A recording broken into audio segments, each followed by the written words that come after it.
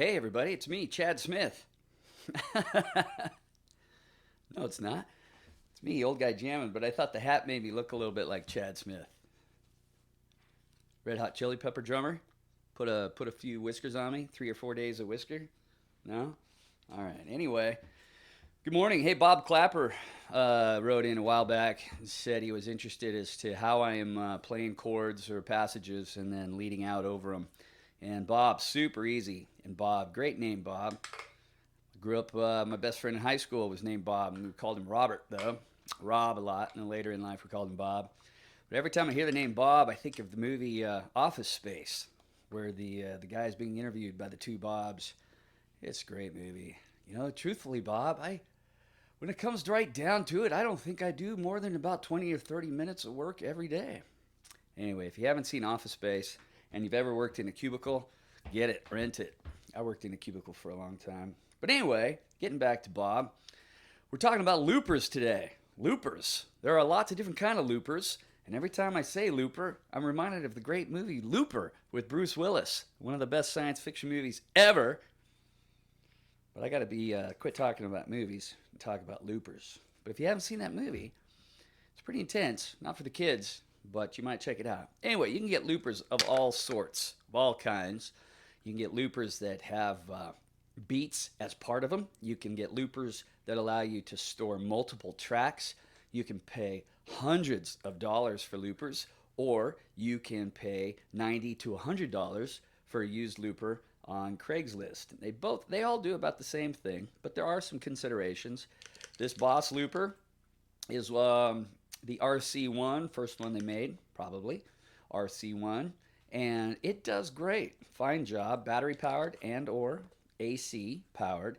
The cool thing about this is it has a meter that lights up as your track is playing. When you start it, it records it. When you stop it, these lights are divided up so that as your track repeats, you know when you're getting back to the beginning of your phrase, which is sometimes really cool if you want to add, if you have a longer phrase and you want to add things to the middle or the end or know when to start back up. That's a handy feature to have. This is a Ditto. You can't put a battery in this, but it does take a 9-volt supply. And the nice thing about this is it's super small. I don't think there's any difference between the two sound quality wise, but they're both just super cool to have.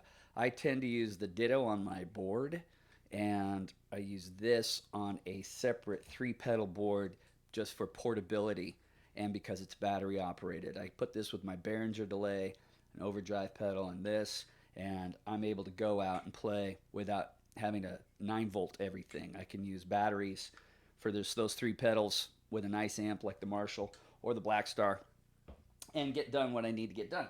Anyway, tip number 1 is to use pedals in the loop if you can rather than in line. If you're playing clean passages, it's not as big a deal, but when you start playing distorted riffs and a distorted lead over the top, it turns into a mess noise-wise unless your loop pedal is in the effects loop of your amplifier. There's 3 ways to run loop pedals. You can run it in line, right in the front of your amp, and if you're staying with everything clean, it's not going to be too bad. But that's the worst way to do it. In the effects loop is the next best way to do it for high fidelity sound, and then the best way is to run the passage from your loop into one amp and have a second amp for the lead track that you play live over. Have your backing tracks in one amp and playing a lead through another amp. But you know, that's probably the highest level of fidelity, but I don't have any issue with running it through the effects loop, especially for what I do. For noodling and being a hobbyist, playing at the school or playing for a small group, it's great, works great. Okay, so I'm going to show you that first track.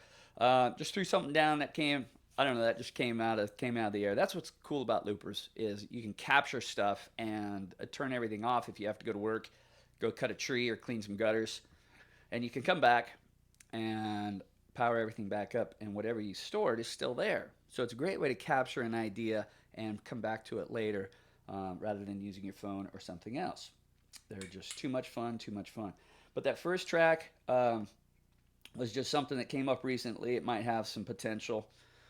Might continue working with that. It was kind of fun. And so, but it was through the loop. So now I'm going to I'm going to record the same thing, but I'm going to put the pedal in line, and you're going to see, you should hear a lot, a loss, big loss of fidelity. All right. So I'll be right back with that. Catch you later.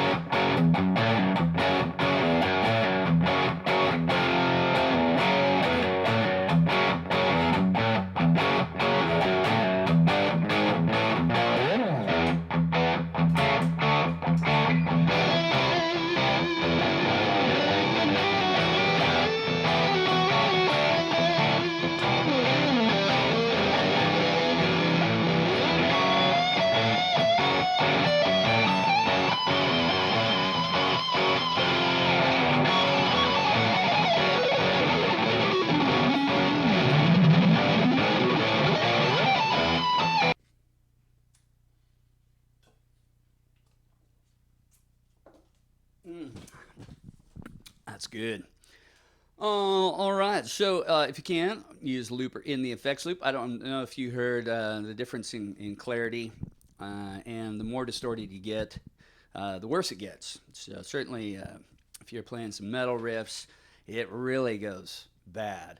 But with lighter distortion, it's not too bad. And cleans, it's not too bad at all. But, it just sounds better if you can run it through a loop. That's why I don't ever buy amps without effects loops in them, just because I don't like the way effects work through the front of the amp other than drive pedals. I like to run.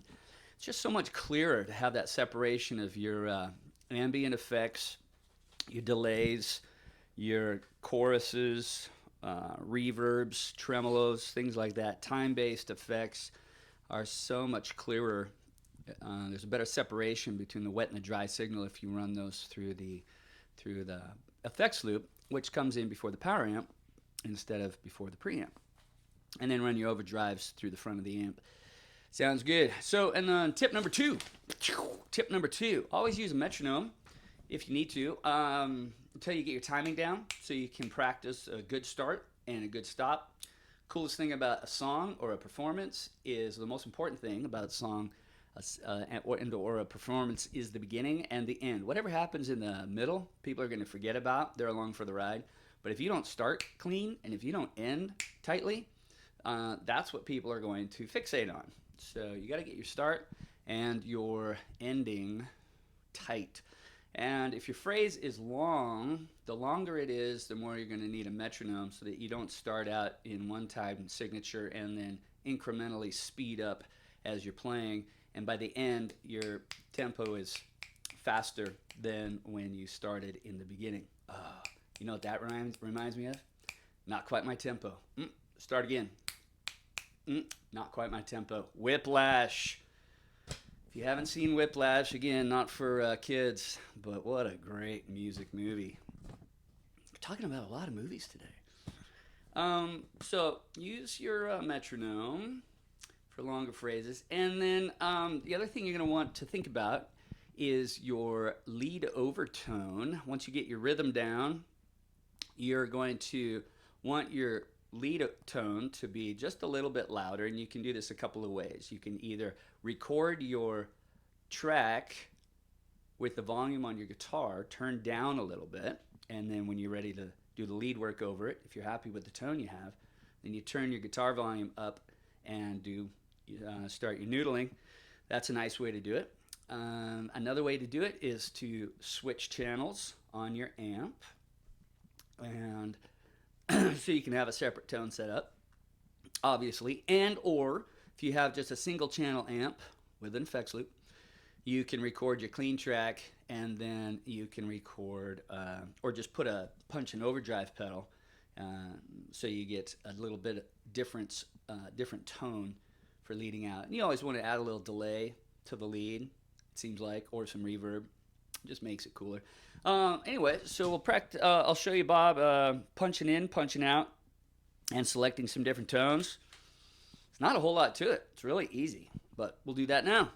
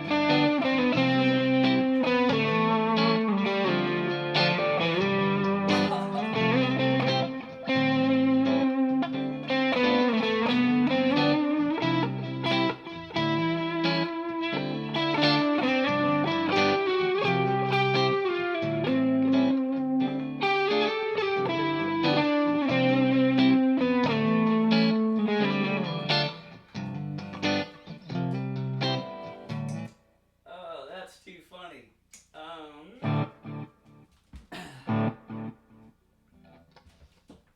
All right. Hey, you can also use loopers. That's so funny. Loopers are great because that sort of creativity comes out if you're just like randomly playing around when you're practicing. Record something weird and then just play along. And sometimes, even though that's an old song, I don't even know what it is. I think a lot of time beginning piano players learn it, but it's an old song. That's beautiful.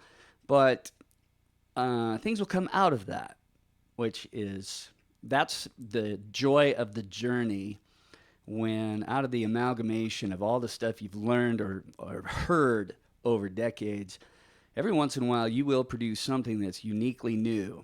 And that's the whole point, is to find those moments, make them.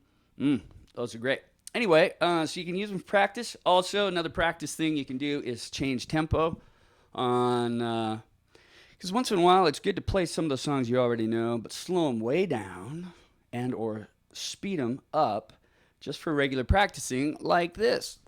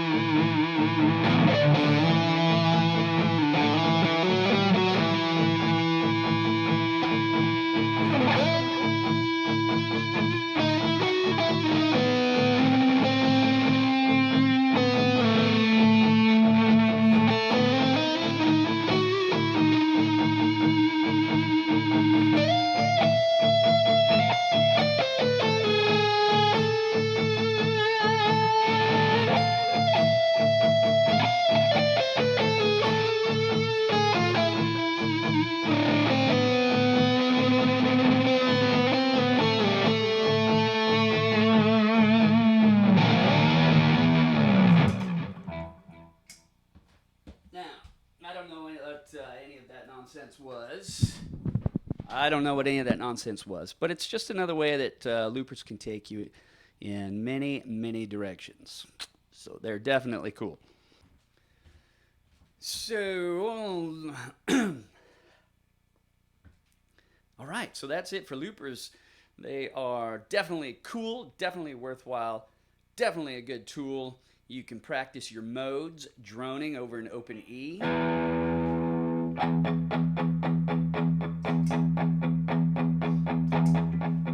It's another great thing. So you can have a nice low E going on in the background. Practice some weird stuff.